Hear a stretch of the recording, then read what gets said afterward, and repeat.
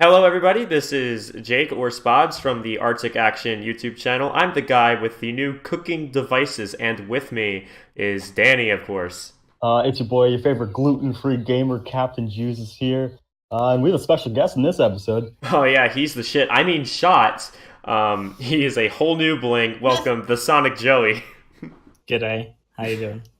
We're doing just I'm not fine. Australian, I just say that. He's not Australian, we swear. So, we're going to take you through all the teams in this episode and then wrap it up with general thoughts. If you don't want to listen to everything we say, there will be timestamps in the description for when we change from one subject to another. That being said, let's just jump right into this. Let's just jump right into it here. Purple team. GOB2. Or Gob2, as Breon correctly pronounced this episode. That's Yeah. pretty decent episode for them here. Yes, right off the... Ooh. Yeah, you take us through. All right, it starts with Chad saying, or I think Good just says, "We need lapis," and that was a pretty good description for the first half of this episode, which they eventually do get. So on their way over to the lapis, they spotted at the end of last episode a skeleton in the bottom of the ravine shoots Breon a couple of good times and Good once. They're both 3.5 hearts down. Yeah, we get some good advancements for this team. 8 diamonds here at the market is 514 when they finally get the lapis that they saw at the end of the prior episode. And at 1541, they get the enchant table Yes. that they have so coveted for now 4 episodes. They've had a good amount of diamonds for the past 2 episodes, including this one, so last episode. But they finally get the enchanted table this episode. Chad is growing trees in a ravine. Do you want to take us through this, Joey? I'll be honest, I haven't seen anyone grow a tree in Mindcrack UHC underground since like Packrat in season 6. It's kind of nostalgic in a way to see people doing that, but I mean it did help them in the end. I'm pretty sure he got like this massive tree at one point. Like I'm pretty sure the first tree he grew was the size of the ravine, and he kept having to like pillar up and try and get all of the different wood blocks to make all the leaves despawn. It was pretty useful though. I think he got like 2 apples out of it, but it was interesting to see people actually grow trees on the ground. I haven't seen it in so long. Yeah, they do get 2 apples from that tree here. They end up making 3 golden apples in this episode. One of them is, I would say, ill-advised, used God, I'm looking for the word Used here. poorly, I guess. Used poorly, yeah. We'll go with that. As it doesn't, I believe it doesn't fully regenerate. I believe it's Good who uses it, and they obviously waste the absorption hearts on no PvP. Yes, and this episode ends with them in an enchanting station. They're all at level 1 enchants. And speaking of poorly advised golden apple eating, we're going to be moving on to Green Team. This one was a very exciting episode because they spend almost the entirety of it in the nether. Yeah, right off the bat, Jay Sano takes another 2 hearts of damage. It's almost like he has to leave at 5:30 p.m. Eastern Standard Time. Yeah, he goes down to what was that, 2.5 hearts, and then maybe some hacks or whatever you want to call it here, as he magically regens. I mean, he's on a team with Nebris. I mean, what more would you expect? Yeah, only Nevers' team would regen in the nether. So Jay Sano gets fireballed immediately entering the nether, and regens it up after eating a piece of food that's not golden or an apple. So they take note of this, and it was pretty sloppy as Packrat disabled regeneration in the overworld for probably the second time. Luckily enough, Jay Sano was also opt. He knew what he was doing, I guess, since he disabled regen and retook the damage. Now, I know we've been complaining about Green Team, who apparently has a team name on the subreddit now. It's called Babysitters. I don't know if that's going to take into effect in a later episode or if the Reddit named that. But so we've been complaining about them having a little bit of infighting, destructive commentary. Well, this time it takes it up a notch as Packrat mercilessly punches Jay Sano. Just brutally beats him down with his fist down to the health that he was at prior to the regeneration. You hate to see it within teams here. Green on green violence is something not a lot of people like to talk about. I'd like to point out, though, that it took Jay Sano a whole 10 minutes to finally retake the damage. After Yeah, like Yeah. Good was like complaining about it in chat that like these guys just haven't taken damage yet, and Jay Sano just was running around the Nether Fortress, not doing anything. Yeah, Good, I don't think is a good influence, telling people to hurt themselves in chat the Yeah. entire episode. a few big advances for this team this episode. Of course, they get they're in the Nether, they're in a fortress, so they get their blaze rods. They can start enchanting then. They get a power. Nebris gets a power 3 bow, which is to add with his power, with his sharpness 3 sword. I almost said power 3 sword. Don't know what that would mean. Yeah, so they set up that enchanting station where he does get And, the power 3 bow. He Jay levels Sano up. He levels up his armor to Prot 2 using quartz experience. Yeah. It gives a lot. And despite a few close calls with blazes in this episode, Jay Sano does come out alive, so that is huge despite his low health. Yes, and they plan to get out soon, starting next episode, because of the world border, and also because they have no sand. As Jay Sano said, can't we just cook soul sand to make sand? I mean that's not a feature, but wouldn't that be super cool though? Yeah, that'd be awesome. And then there's also the Nebris Golden Apple incident. Joe, you want to take us through that? No. Yeah, so there's a point where Nebris is dealing with some blazes. I think they're trying to get out of the Nether. I'm rewatching it now. He makes a wall of like what is it? 2 blocks of andesite, and then the blaze shoots him, and then all of a sudden, like I don't know if it was through the blocks or maybe it just barely scraped his hitbox, but the blaze hits him through the blocks, and Nebris takes 2 hearts of damage, and then immediately uses his golden apple, despite Jay Sano still being on 2.5 hearts. And mind you, when Nevers eats this golden apple, he's only at 8. And he gets the 2 extra hearts. And he goes to full health, and he gets the 2 extra hearts, which I wouldn't say it's a great use of the golden apple there. I mean, hey, you can complain about how poorly used it was, but this wasn't a good episode for Nevers. I mean, okay, ignore all the Netherwart blazes he found. He didn't have enough blocks, man. That's so rough. Talking about that. Oh yeah, no blocks. But talking about the Netherwart, 3 patches of Netherwart for this team pretty much takes the whole fortress out of it. At least leave 1. Yeah, hey, which they don't. I mean, pretty merciless of them, but can you really argue with the play there? I can't. I was watching like Nebris, and he was like just loot. I think like while Jay Sano and Pack were running around the Nether, I think Nebris was like just looting chests all the time. Was like just racking up gold like crazy. Like I'm watching his perspective now, disregarding all the golden apples they had. I don't know what Jay Sano and Pack have, but Nebris has 21 gold in his inventory on his own at the end of the episode, which is pretty insane. Oh yeah, I mean that plus the god apple. They're sitting pretty right now, to say the least. Yeah, despite all the first world problems. But you know who has a little bit more than just first world problems? It's Triangle Team. Yeah, the team infamously called garbage by everybody's second favorite host of the show. One word. Really, this team they have a pretty good episode though. Some ups and downs. Obviously, it's Triangle Team, so there's going to be some downs no matter what. But here we go. We got 8 diamonds for them. They get more lapis. A great play by Badge against a cave spider.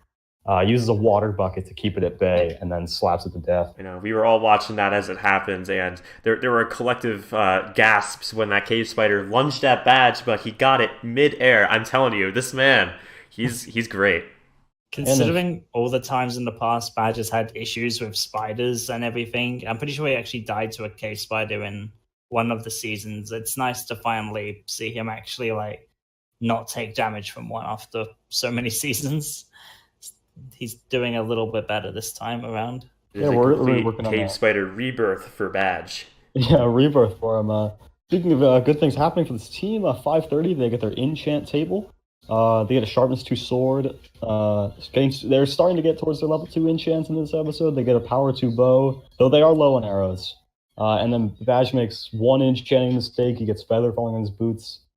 Maybe that'll help him if he's, I don't know, jumping off of cliffs. But other than that, I don't see it really helping him out. So Arcus notes the fact that in this episode, no one dies, and he's saying, is this a record for most people not dying? Sadly, it's not, and I don't think that we will break a record, being that, as Cone Dodger said, Jay Sano has to leave in 20 minutes. I don't know how he's going to play that up next episode or the episode after early. That'll be interesting. Just a few negatives for this team, though. Arcus here, he's going to take about a heart of damage early in the episode from mobs. Badge is going to waste, I believe, his second golden apple of the series here, not bringing up the full heart and not during PvP time. And of course, they plant a tree underground and get no saplings and no apples. Second tree this episode. And also, that was from Badge. And also, another thing from Badge is he almost crafts a clock. He should have. I saw his mouse like hover over the clock at one point, and I was just like, don't you dare craft the clock. Like, it's a smart move to like put it in the crafting window and like see what time of day it is. That's smart. But if he had actually crafted it, I think we would have seen some complaints. Oh, I was rooting at my screen. I was like, Badge, craft the clock already. Shame he didn't. All sweating a bit when his mouse was right on top of the clock. It was a time everyone held their breaths, indeed. This team, though, has some breathing room. Newly acquired breathing room, classic team. I know this is Joey's favorite team if you'd like to take us through it. Yep, Team Classic is my personal favorite pick to win this season. Mostly just because Kurt was the first person from Mindcrack I watched. But these guys have had like a pretty good last few episodes. One of the things that I think that I find funny is that Kurt just refuses to seemingly enchant his boots throughout the entire episode. He's had unenchanted boots from the beginning of episode 4 all the way to the end, even though he's been enchanting armor and books, and he just hasn't enchanted his boots yet. I find it funny, but I think he does enchant them at the very end of the episode. Does he? Must have missed that at the very end. But they don't really. I think they try and go to the surface at one point to see if there are spiders or anything, and. Keep in mind, this team is the only team I'm pretty sure that 1, hasn't slept yet, and 2, don't have bows. So, like, if they went out to the surface at nighttime, they'd probably get demolished by phantoms at this point, I'm pretty sure, because I think it's been 3 nights at this point. Yeah, they're creeping up on their, I think, 4th or 5th consecutive night of not sleeping, depending on how long the intro took. Yeah, it's episode 4, and despite their diamond armor and their 4 golden apples that they make in this episode, not having beds and not having bows, phantoms will crush them up top. Hey, up top! Up top!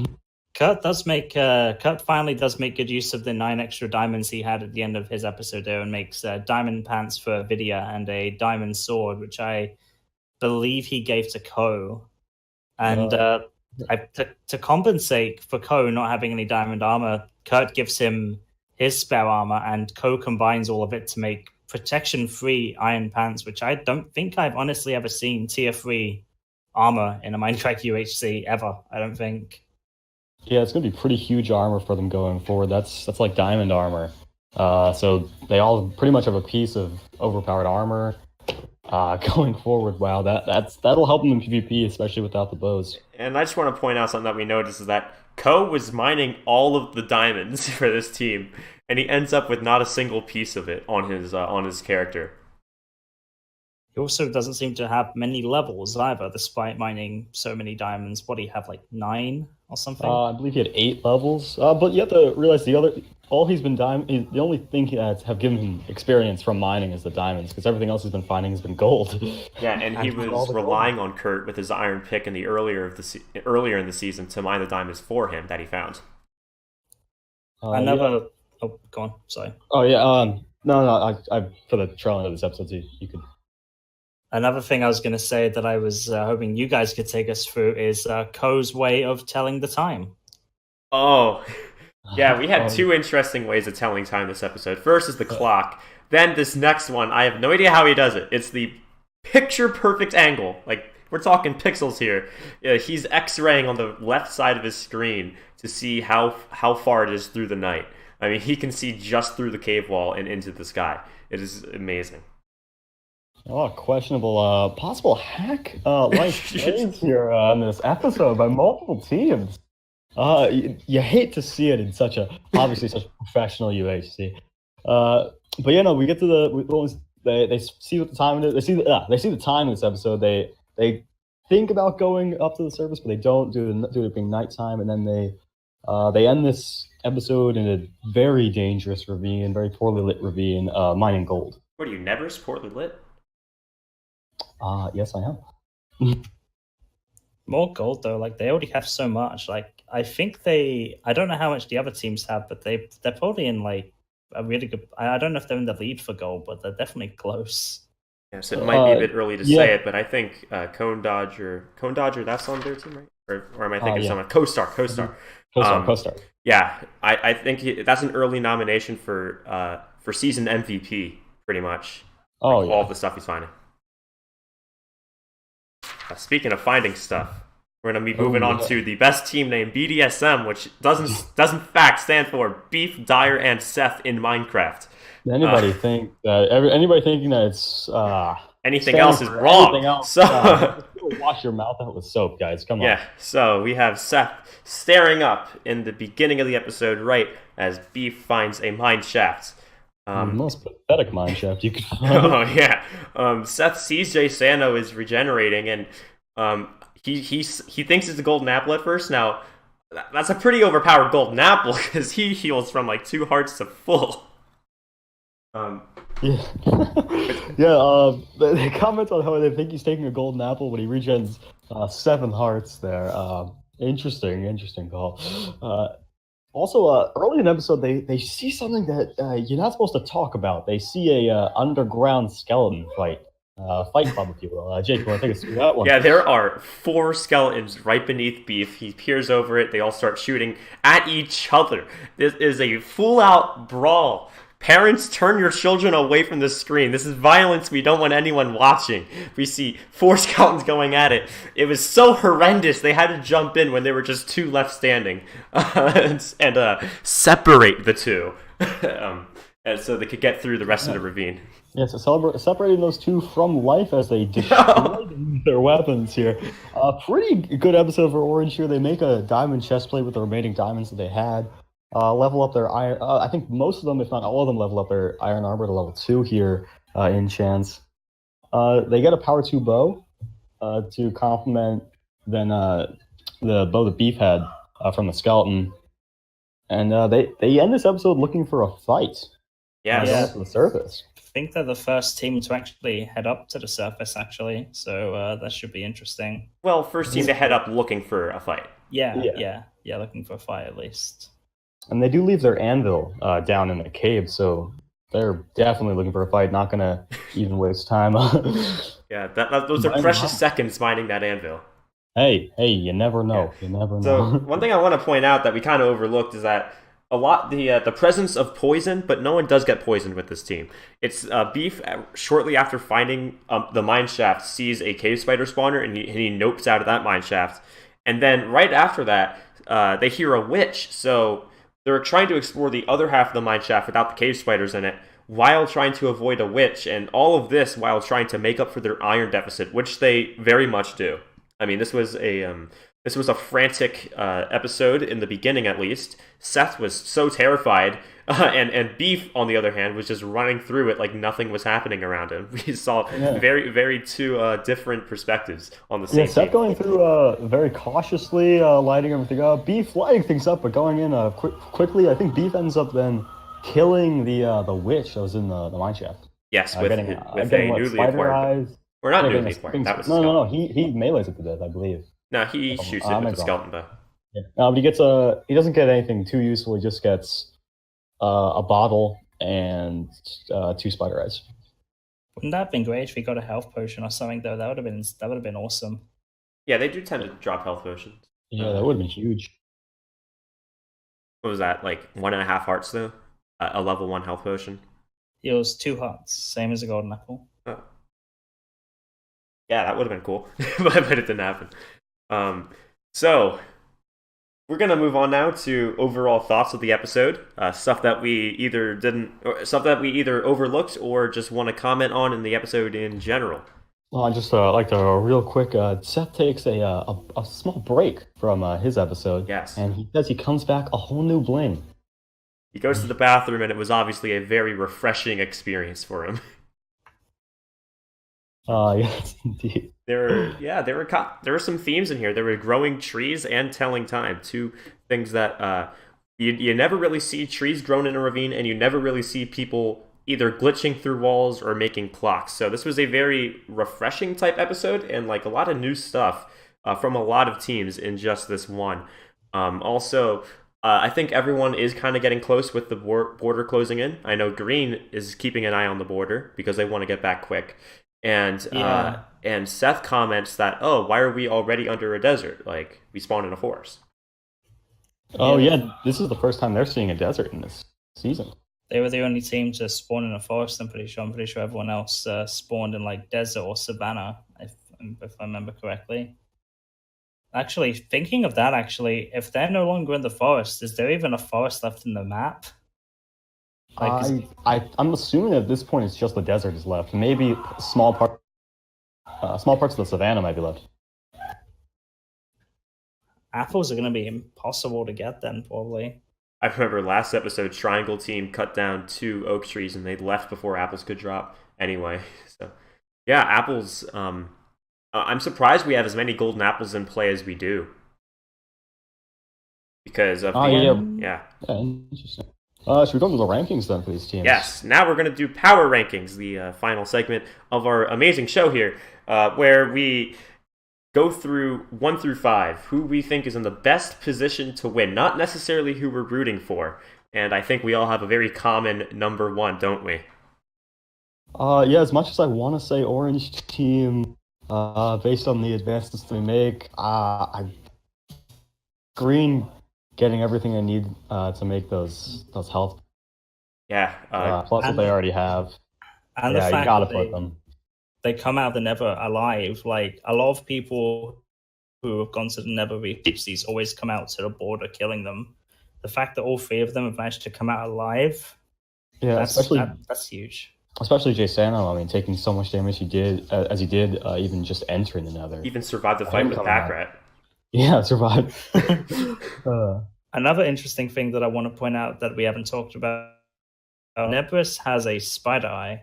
And I don't think I've ever seen poison potion. Oh no, actually no. Packrat made poison potions in the season 27, but poison potions are deadly if they can get those off. I believe there was also a failed attempt at poison potion throwing in the 1.2 throwback season. Yeah, we'll see if we get some successful poisons in this season. No one said the P word yet, though. Yeah. Nobody even commented on Yeah. making the poison potion. Maybe once they get back, they'll realize they can. And with this episode, we saw a lot of teams leveling out, with the exception of Green Team in great position for potions with level 2 enchants. We have a lot of unenchanted teams getting enchanted, and a lot of enchanted teams kind of slowing pace down. So, what are you guys' number 2 spot? I mean, I gotta put Orange Team. They got all those diamond weapons, and they got the diamond armor this episode. I mean, I honestly want to put them at number 1, but with Green being as powerful as they are, they have to be there. But Orange, I think it's the weapons that gives them the huge advantage here, all with diamond weapons. I think an early fight could do Orange Team in because they're looking for a fight, but right now I am also putting Orange Team just because of the level 2 enchantments and the bows they have that they got. Yeah, I completely agree. I think Orange Team definitely second best to win, but if they do end up finding a team and they take a lot of damage, I don't know if they'll have enough time to recover the health.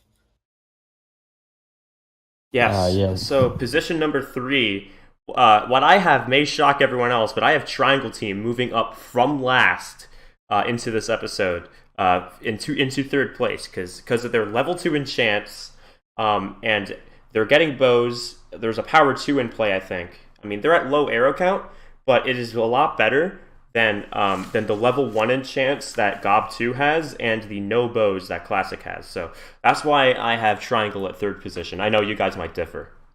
I'd say it's Classic here because of the they got a bunch of apples. I think they have the most amount of golden apples, sparing Green obviously with the God apple.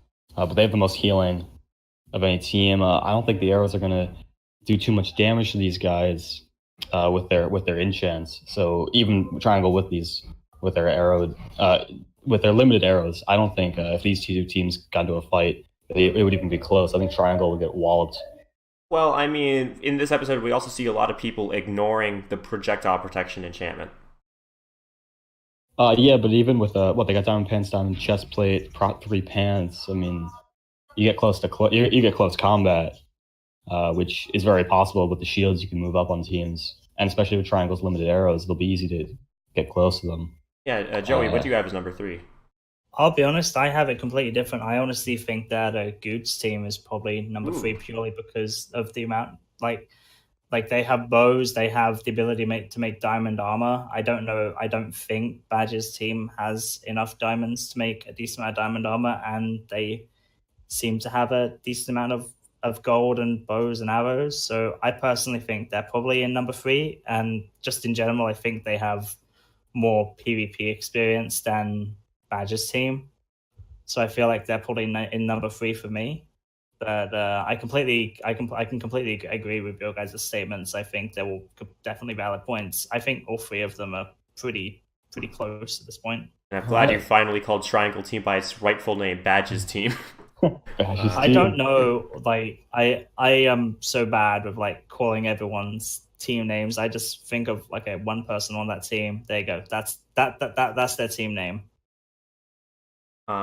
So I have Good's team, speaking of names, in number 4 spot. I have Gob2 because of the bows. I know leaving Classic in last might be out of the ordinary, but I mean, Gob2 does have level 1 enchants, not level 2, but they all have bows and a okay supply of arrows. They shot a couple mobs in this episode, but it wasn't enough to really do in their arrow supply. They're still on their episode 1 hype of the archery advantage. I'd actually say they do lose a lot of arrows here. You see them go from a bunch of guys go from 25 arrows down to 10, 11 arrows in this episode. They're wasting a lot on mobs. They're still not out of the caves, so you don't know how much more they're going to waste. Those level 1 enchants come PvP, especially to go up against, say, a team like Classic, who's got diamond armor and prot 3 iron. I don't know if they can stand a chance with their power 1 bows. I think that's all they have. Yeah, they have the golden apples, which I guess could help them with healing, but I don't know. I wouldn't bet on them. They have mined a couple diamonds in this episode, and they did a lot of focus on healing, being that they grew a couple trees, and they have the gold and the apples to make the healing. So that's why I've Gob2 in the 4 position. Joey, how about you? I'll be honest. I think I'm trying to remember. I think Triangle is honestly probably in 4th position for me, which makes me sad because I would love to put. I'd absolutely love to put Classic in the like high up in the lead, but the lack of bows they have really makes me unconfident with them right now. I really think that Triangle is probably in a better position with them. I think because of purely because of the bows, like even if they have a lack of arrows, you shoot 1 arrow into someone in 1.13, and the amount of damage it does is insane. Yeah, I have Triangle in the 4 position too. I'm hesitant about this. Obviously, I got my quandaries with this team here, but they've taken damage in every single episode. But yeah, you can't argue with having higher level enchants than the other teams, especially when the apple deficit isn't too big between Triangle and Purple, as my last 2 teams. So I think Purple then falls all the way to 5. I think I put them at 3 in the last episode. And Purple being Gob2? Yeah, Gob2, yeah. So I guess we'll move on to 5 position then, where via process of elimination, I have Classic Team. Not because I want to, but because I just see more positives with other teams.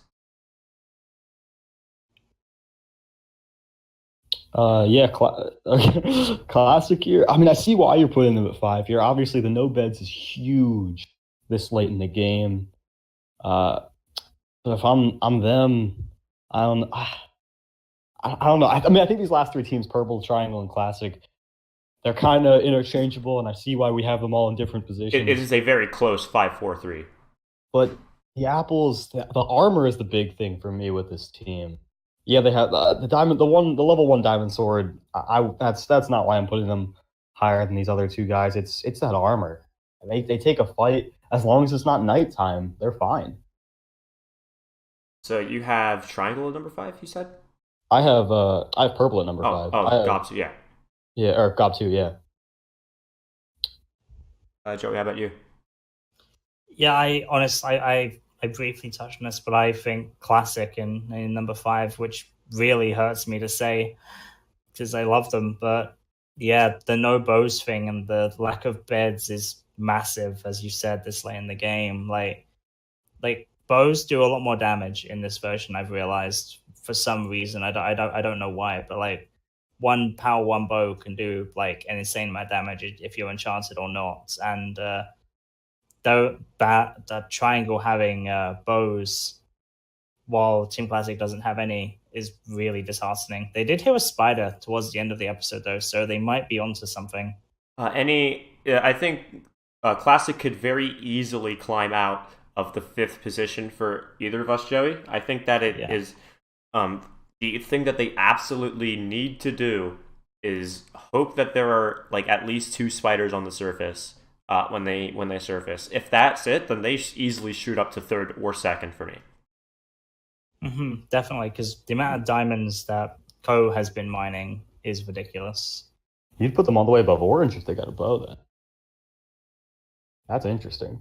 Well, because of the insane amounts of protection they have. It's just a lot of other teams have better positives. Yeah, they also do the gold. Yeah, I guess if they get beds and bows, yeah, they're in contention then to win this. But Classic, the only reason I have them then below orange is because I don't think the bows are too big of a deal, especially with shields. All these guys know how to use shields.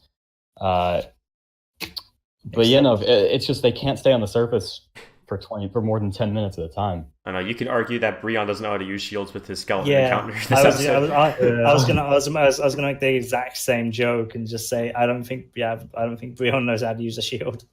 All right. So I think that does it for our rankings. Thank you for listening, everybody. If you liked what you heard for this episode, we did the exact same thing for episodes 1, 2, and 3, just with different guests on the Arctic Action YouTube channel. If you subscribe and get notifications for episode 5, you can be early. Episode 5 might be a very interesting one with a triangle team still in the mineshaft and green team just coming back from the nether. So we might see some people there. Am I right in saying triangle team still in the mineshaft, right? Triangle team, I believe so. I believe they're up towards the surface. Oh, okay. Well, they're in the same geographical area. We have no idea. Underground. Yeah, and we have no idea where BDSM is, but they're obviously in a desert near other teams and surfacing. So there might be a very fun episode in episode 5. Make sure you check that out. I have been Jake or Spods from Arctic Action. Here is Danny, and with our special guest Joey. If you want to say anything or plug anything, now's the time. Well, yeah, my name's TheSonicJoey. I stream mostly daily over at Twitch on twitch.tv/TheSonicJoey2, mostly streaming Minecraft, either SMP or recently been streaming super hostile maps. That's been a lot of fun. And I also occasionally make YouTube videos, but I'd say my streams are more common. But yeah, Mindcrack UHC is a lot of fun, and thank you very much for inviting me. I had a lot of fun. We had a lot of fun having you. And make sure to check out Joey. There's a reason we invited him for this podcast. Again, thank you for watching, and we will hopefully see you in 2 days. No, I meant next week. Yeah, next week. Thanks for joining us, guys. Catch you on the flip side. Have a great 2 days. Week. See you next week. Week.